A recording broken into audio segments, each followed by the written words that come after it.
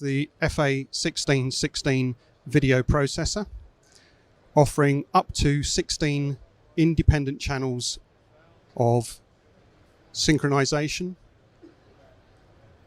3D lookup table conversion between SDR, HDR and various color space, 709, 2020, etc. The product also offers a Swiss Army knife for converting video signals. So this is offering IP in and out, as well as SDI, 12G, 3G or 1080i, and convert any of those into the other formats.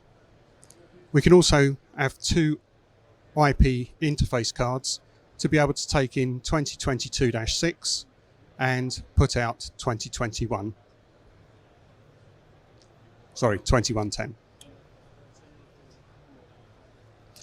And last processors here, we're looking at our 9520 processor with the color corrector panel to do color correction on non-standard broadcast cameras.